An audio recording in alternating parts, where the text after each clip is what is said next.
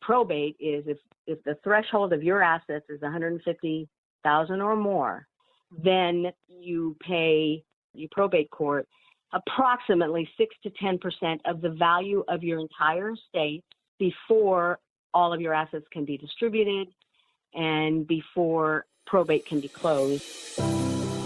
Talking with people about how to have a great retirement. This is the Rock Your Retirement Show.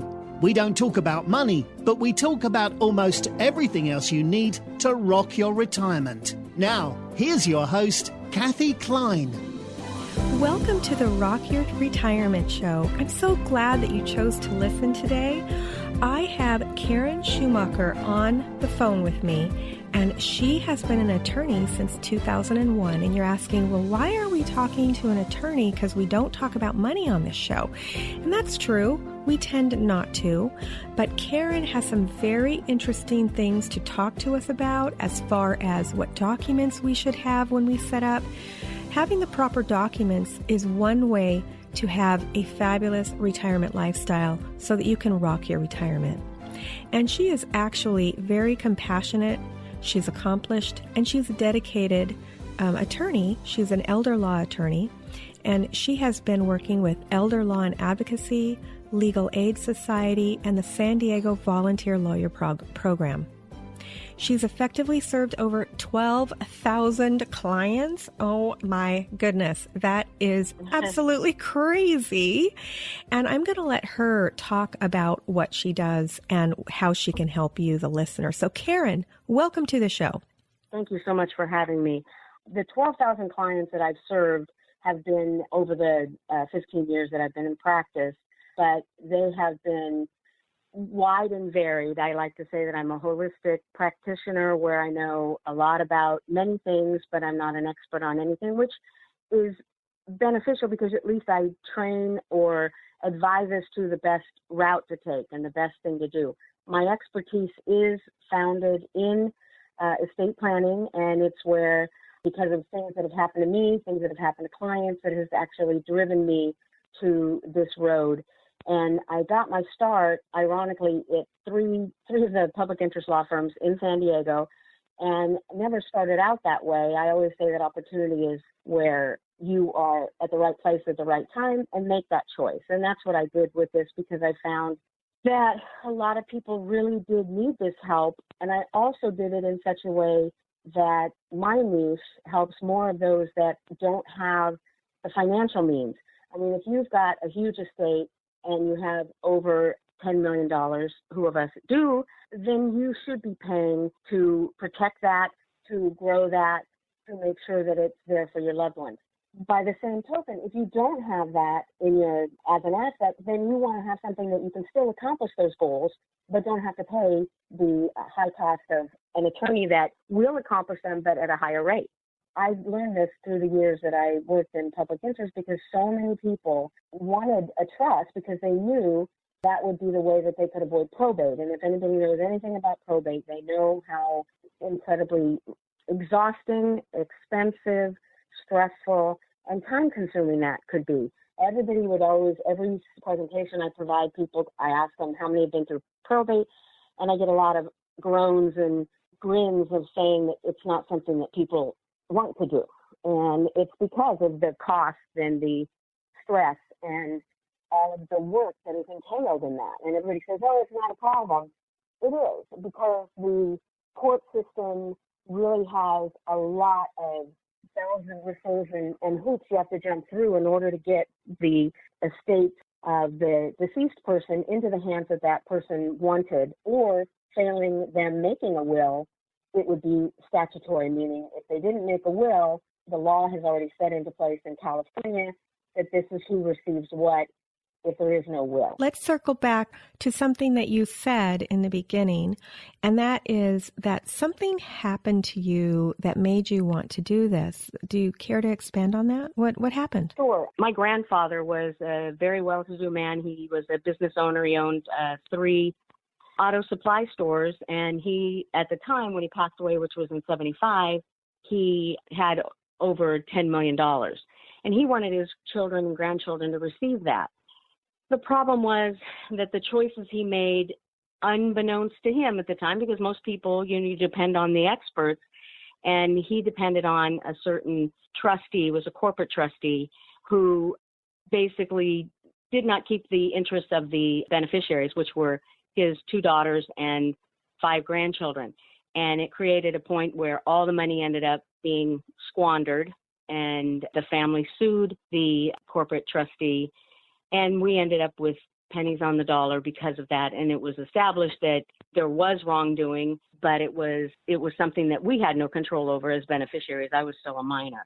And so seeing that, and then also in the years that working with people that they were what we call cash poor but asset rich, they owned a home, and basically anybody in California that owns a home will be subject to probate unless they're able to avoid that via a trust, a joint tenancy, tenants in common, or some other avenue. However, each of these other avenues come with their own set of problems. Okay, so let's go back. I'm sorry, because a lot of my listeners, they're not financial planners, and you're using some technical terms that people might not understand. But let's go back to your grandfather.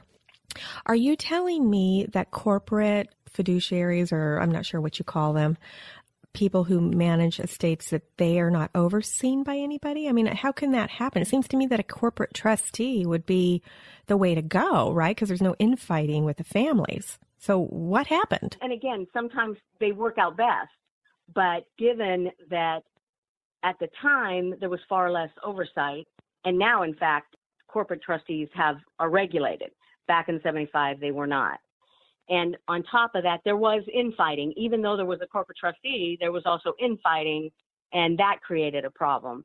And it was also that my grandfather was not fully advised, even though he owned his own company and did very well at it. The bank, as a trustee, did not hold his best interest at heart, which included how he wanted it presented to the grandchildren and to his children.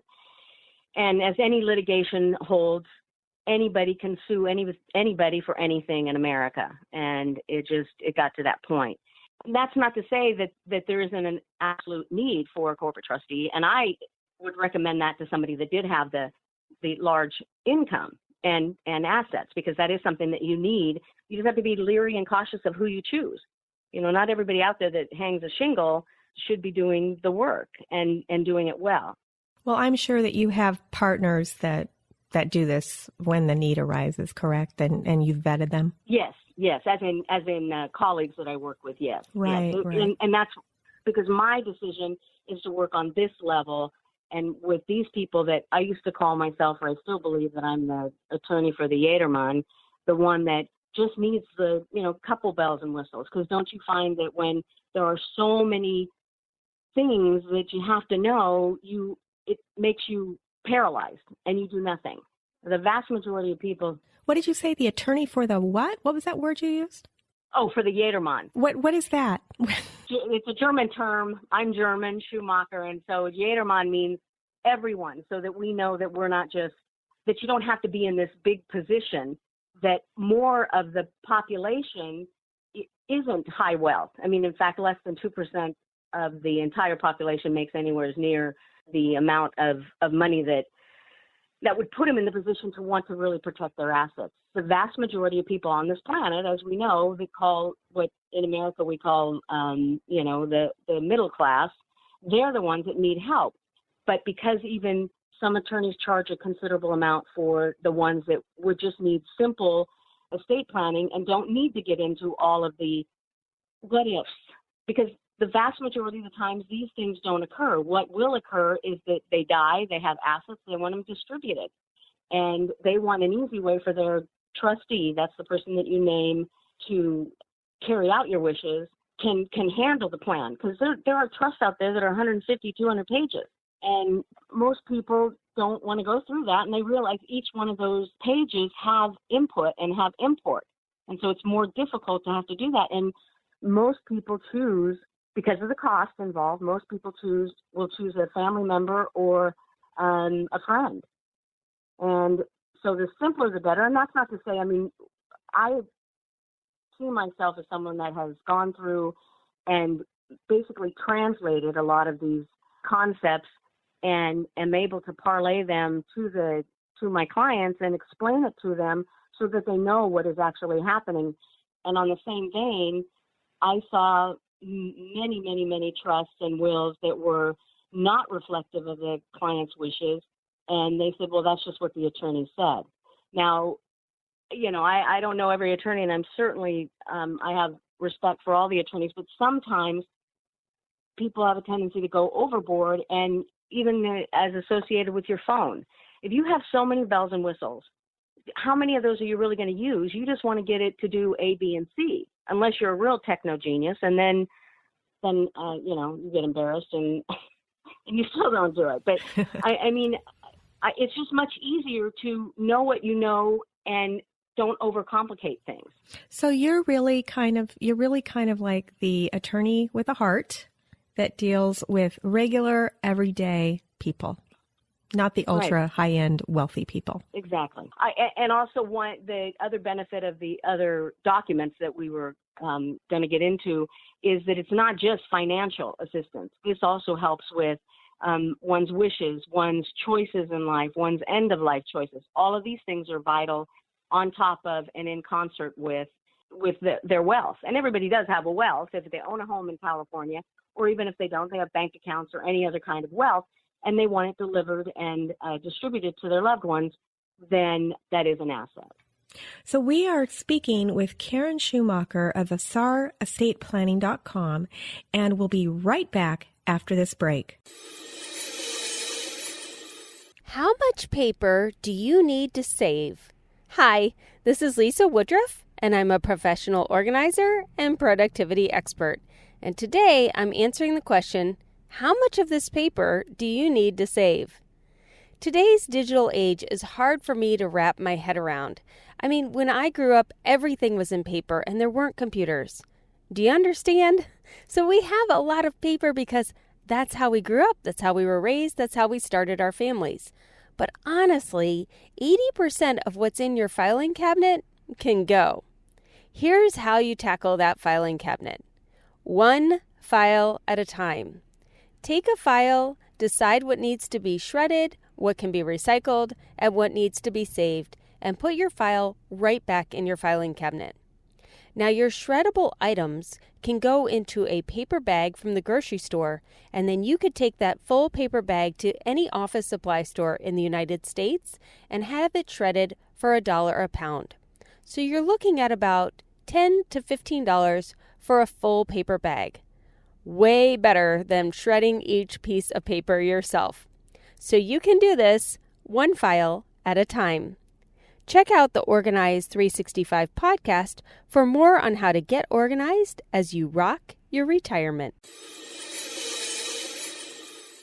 Welcome back to the Rock Your Retirement Show. We are talking with Karin Schumacher of AvsarEstatePlanning.com, and she is going to tell us what documents we need, what everybody needs in order to rock your retirement. So, Karin, welcome back. Thank you so much. So tell me, you deal with the regular people, not the ultra wealthy, the regular people. So what documents do just regular people like me need to have when they retire or before they retire?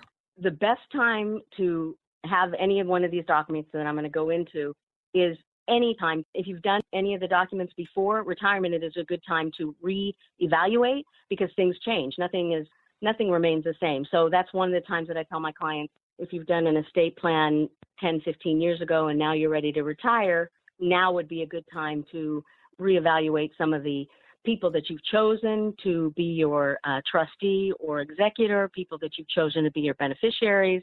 If you've gotten divorced in the meantime, if you've gotten remarried, any one of these things that could occur before retirement are issues that you want to look at. The 5 main documents that I work with that really are the standard for my estate plan is it's an advanced healthcare directive. There is a power of attorney, and that is either springing or immediate, and I'll go over that in a minute. The release, the HIPAA release, and either a trust and a pour-over will or merely a will. And then if there's a married couple, then there's always 2 wills But if there's a trust, there's one joint trust. So you will, and after you go through my program, or the binder and the documents that I offer is for a married couple, it's approximately 20 different documents. And those are periphery documents that are necessary to make the entire plan work. And one of them would be, if you own a home, then we retitle in the name of the trust, which is one absolute necessity in order to make your trust fully funded and then governed by, or making that the lead document that controls all the other documents. Okay, so let's talk about some of these documents. What exactly is an advanced healthcare directive? An advanced healthcare directive is basically your end of life wishes.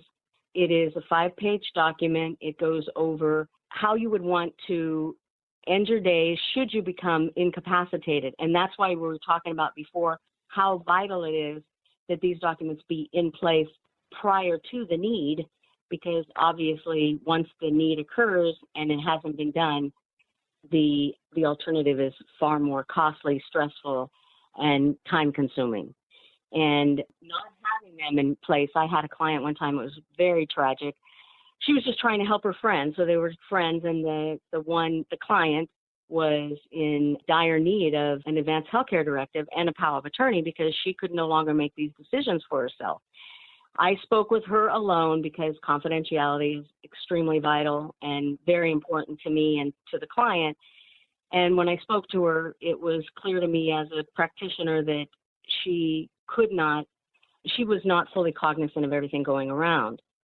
So then I, with her permission, spoke to the friend that was trying to help her, and I said, unfortunately, unless I can get a doctor's declaration that she has capacity, I can't help. And so the next day I got a fax, and it was from the doctor that said, this person can no longer make decisions for themselves. Please set up a power of attorney, which basically ended any shot she had through the normal means, because now the doctor had pretty much validated what I had already thought. And so the only way that she could get around to get assistance was through a conservatorship, which are $7,000 to $8,000, very time-consuming, stressful, and they could take anywhere from 6 to 12 months before it even goes into play while their life is going on. So where does the money come from? Because the money is frozen, and you run the risk that this elderly person that doesn't have the capacity, spending it, giving it away, doing whatever they want with it, because it still is technically theirs. That is more along the lines of the power of attorney. The advanced healthcare directive is that you tell ahead of time who you would want to make your medical decisions, and medical decisions only as to if you become terminal or if you become in a coma and it's highly unlikely that the risks far outweigh the benefits of a procedure, then your choice would be to be let go, would be to have no artificial hydration or nutrition. Another option that is part of that is that you want the bare minimum of assistance or help through medical means. Let nature take its course. But you can also do the opposite, right? In those, you can say, this is my wish to have extreme medical procedures done and use up all my money trying to keep me alive, right? You can do that. Absolutely. And that's where you get the choice. But if you don't have anything in place, then that's where you have the 3 kids that, 2 want mom alive and 1 says, no, forget about it. She's eating my inheritance. And people do that. And that's why in writing and memorialized, there is no fight. The kid can want whatever the kid wants. It's mom's made the decision well before. Okay, so we've got the Advanced Healthcare Directive, and you also mentioned 4 other documents. What are those other? I think the next one was Power of Attorney, and you said springing or something else. What is that? Yeah, so there was the springing Power of Attorney is one that only takes place upon incapacity. So you have one and you execute that document, but you say only in the event of incapacity as diagnosed or as stated by my primary physician, or if unavailable, 2 separate physicians that come to the same conclusion that say I'm no longer able to make decisions. That is springing. Immediate is very, very powerful and could be dangerous in the wrong hands, because that means that the minute the person signs that document, the power goes to the agent, and the agent is the one that the principal, the one who's having the document drawn up, they're the ones who is asking for the help from someone else. The principal then chooses the agent, and that agent now has full and unfettered power with your finance. So that's a little scary. So I can see why people would probably want to do springing. So thank you. The only times I did, out of all of in my career of the thousands that I wrote up, I was very, very cautious about that.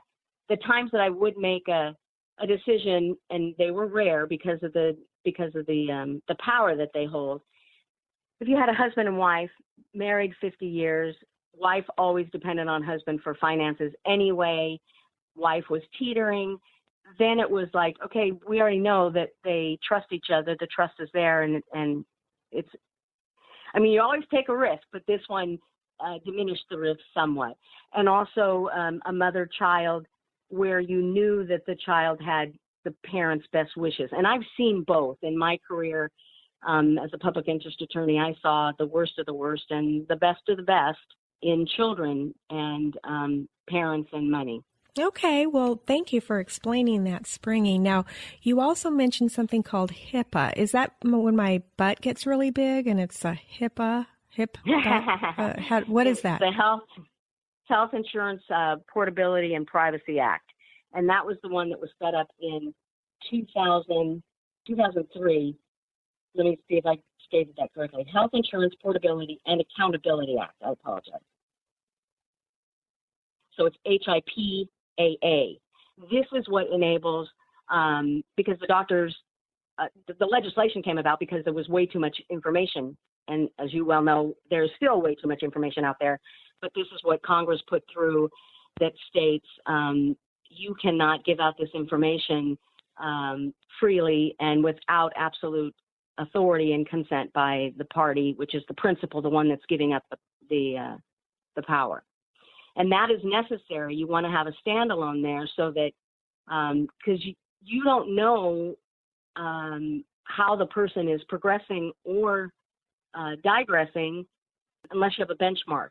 And so you need to talk to that doctor. Well, if you don't even have the authority to talk to the doctor because you have not put the document into place, because now the doctor's never made a diagnosis, this HIPAA release will allow the doctor to have you ask them to diagnose or to check out where they feel the status of the principal is at the time. Okay, well, that's good. I mean, and there are other reasons for HIPAA releases. For example, if you have an insurance agent and you want that person to be able to help you with a claim, they usually have to get one too. So that, exactly. Thanks for explaining that. Now, you had talked about trusts and wills. So when would I want a trust and when would I want a will? There's a lot of different reasons, but bringing it down to the most important is if you own a home in California and or assets above $150,000, then a trust will assist in avoiding probate. Probate is if the threshold of your assets is $150,000 or more, then you pay the Superior Court, probate court, approximately 6 to 10% of the value of your entire estate before all of your assets can be distributed and before probate can be closed, meaning before your life is financially ended. Let me give you an example. Okay, so let's say I own a home and it's worth $600,000 and I have $10,000 in the bank and I have a loan against my home for $550,000. That means I don't need a will, right? No, and the misconception with that is that it's, and I love saying this, it's my favorite word, mortgage notwithstanding, which means that it doesn't, the fact that the mortgage company owns, if I got that right, $550,000 and you only own $50,000 of that, you still will be held to the $600,000 value. Oh my gosh. Of the loan. So if I'm paying 10% of that, I could wind up paying out more than I actually have. How does that work? Yeah, there you go. Yeah. And just so we're clear, because everybody always says that, you're not paying it out because you're strumming Right, a guitar up in the clouds. In heaven, right? But exactly. Your children are the ones that would receive the diminished amount because they have to pay Superior Court first. And then on top of that, if there's those are for normal fees. If there are any extraordinary fees, like the contest, which welcome to America, or if there's any special issues that come out, like you're going to contest which one of the beneficiaries gets it or doesn't get it, if there comes a kid out of the woodwork that nobody ever knew about, any of those things are extraordinary fees. Those get added on top of that, and then that gets diminished further and further.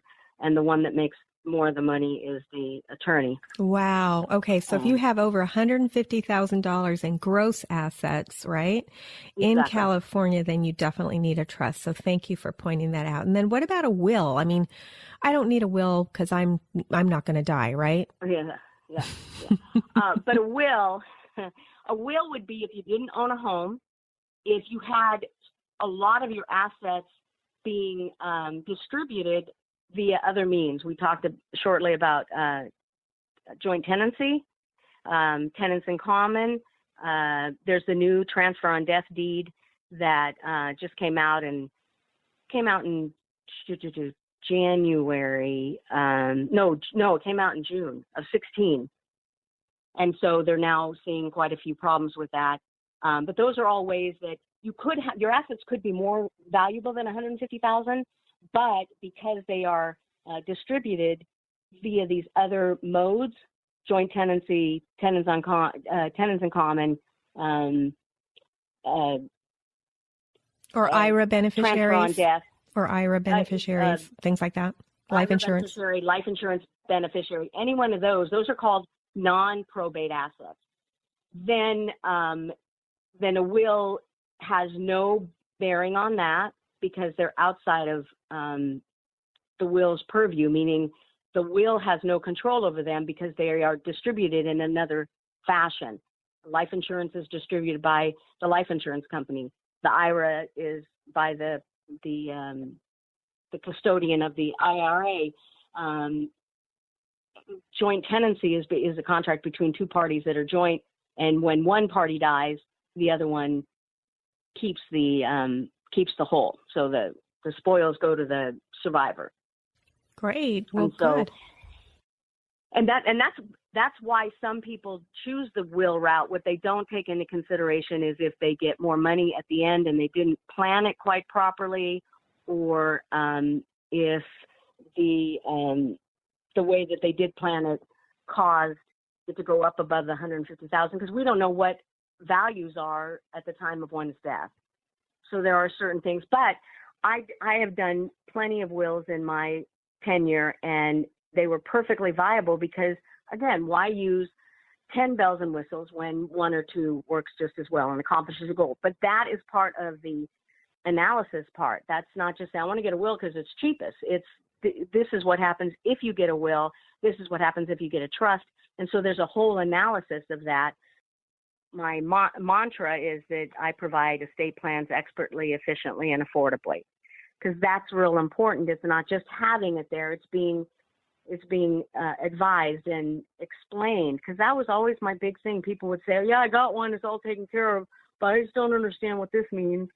And you go and said, "Did you know that this is what is going to happen?" They go, "No, that's not what I wanted." And I said, "Well, that's what got conveyed, or that's where it is right now." So it's good to have it reviewed then, right? Exactly. Okay, right. Good. Well, thank you so much for explaining those 5 documents, which are an advanced healthcare directive, a power of attorney, springing is probably the preference, a HIPAA form, a trust, and either a pour-over will or a regular will, depending on whether you have a trust. So how can my listeners get in contact with you? The best way is to go through, if they have internet access, is through my website, because it has all of the other information that I have. I have a monthly newsletter that I send out to people. It has my phone number on there. It has brief questions and answers. It has blogs. It has picture. And because I work very long and very hard, and I will tell you that I am very proud that the other branding that I have is I love polar bears. And so the first picture that's on there is a beautiful polar bear. That's great, but what is your website address?